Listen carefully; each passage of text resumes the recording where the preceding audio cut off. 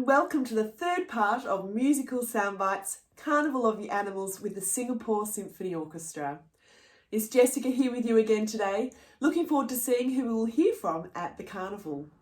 Now, I am definitely a conductor and not an artist, but I've still had so much fun drawing the animals as I listen. Perhaps you can join in with me today. All you need is some paper and a pen. So let us begin with movement 6 from Carnival of the Animals. I hear the first one is just jumping with excitement.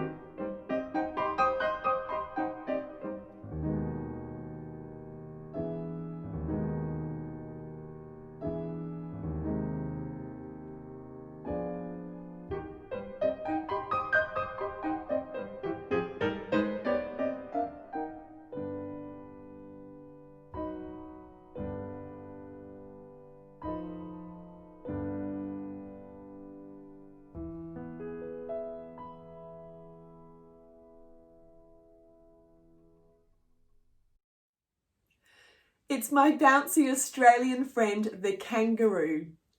Have you ever seen the kangaroos at the Singapore Zoo? Did you draw a kangaroo perhaps with a little pouch for a joey? I really love how this music was written so that the notes almost bounce and hop all over the musical stave, just like the kangaroo. The composer, Saint-Saëns, just used 2 pianos for this movement. We heard them start by playing slow and quiet, and then they got a little bit faster and louder, then back to being slow and quiet again, before coming to a little pause and repeating it all over again. I think we should have another listen to the music while taking a closer look at how it's written on the page. You see, musicians often have a lot more than just the notes to tell them how music should be played. The notes will tell them which pitch to play and for how long to hold them, but there are other things that help us to paint a better picture of the sound, phrase and character. In this movement, you'll see words over the stave which tells the pianists how to play the music. Moderato, which means at a moderate tempo. Accel, which stands for Accelerando, to get faster.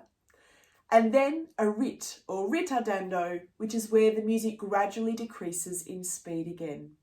To match that, the score also shows some funny angled lines marked under the music, like this and like this. When the line goes from small to big, it means the music should crescendo, which means to get louder. So you know what the opposite means. When it goes from big to small, it means for the music to decrescendo, which is to get quieter. You'll hear the pianos do both of these things in the music. There is just one more musical sign for you to look out for on the score at the end. It has a little dot with a semicircle over the top, and it's called a fermata, or a pause. It tells us to hold the final chord even longer than the amount of counts written. It's no wonder with all that information that our musicians have so much to concentrate on when reading their music. Let's listen now as we follow the music and see if you can count how many times we hear this pattern where the music gets a little bit faster and louder, and then it comes down and gets slower and quieter.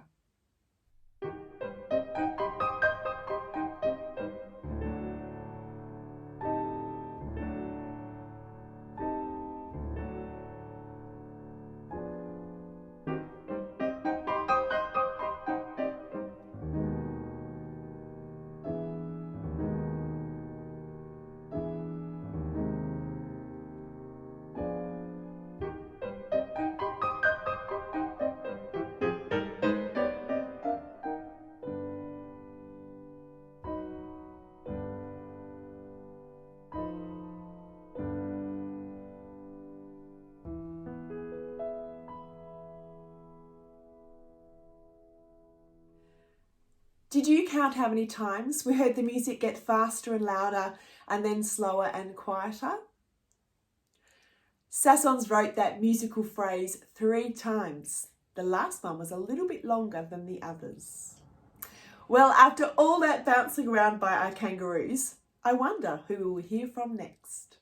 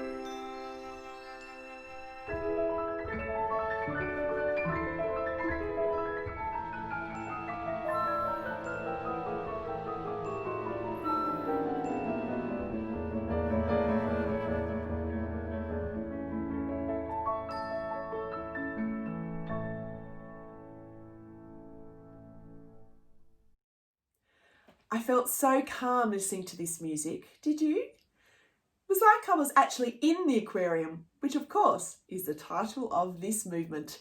Here the flute and the glass harmonica play a melody supported by the strings who are playing up high with their mutes on to make their tone sound a little bit more subdued or even distant. This is called con sordini or sordine. Let me show you what this sounds like on my violin when I play with my mute on and then my mute off so you can hear the difference.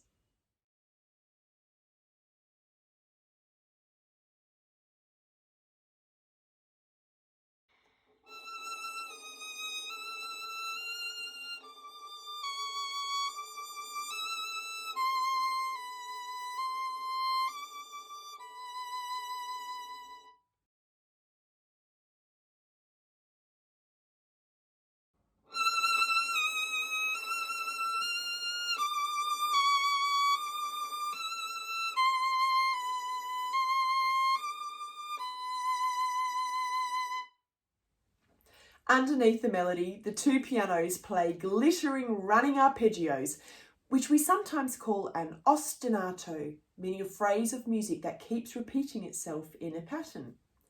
This helps to make the music sound calm and consistent as it flows, just like the shimmering water in an aquarium. Let's listen once more while we look at the score. You'll see the two piano parts are in between the flute and glass harmonica and the strings. Can you see where it tells the strings to play with their mutes on?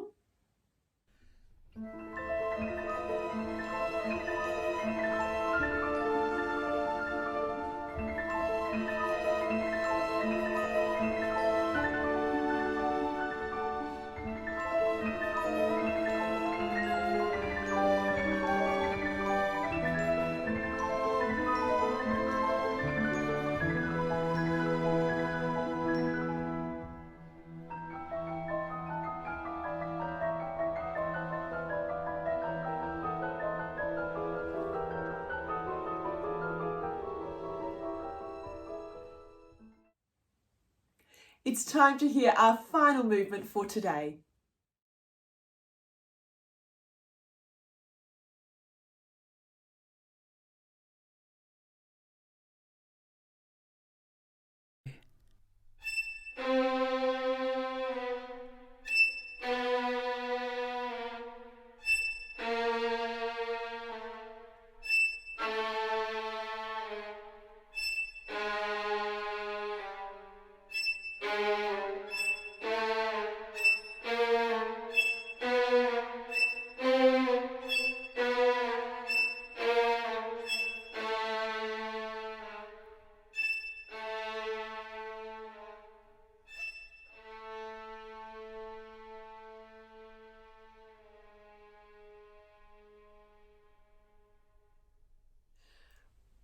fantastic little violin duo. I wonder if we have some young violinists listening in today. Well, this movement is called Person with the Long Ears, and it shows the violins taking turns to jump from very high notes to very low notes. They sound like they get a little bit faster in the middle, although this is a little bit of a composition trick. The music just shows this by writing the notes at different lengths. The first low note is written as a dotted minim, which means that we hold it for 3 counts. But in the middle of the movement, the low note is only held for a crotchet, which is held for 1 count. This makes it sound like the music passes a little bit quicker. It does sound funny going so high to so low so quickly. Who can you think of that has long ears that might make a sound like this? Let's listen again.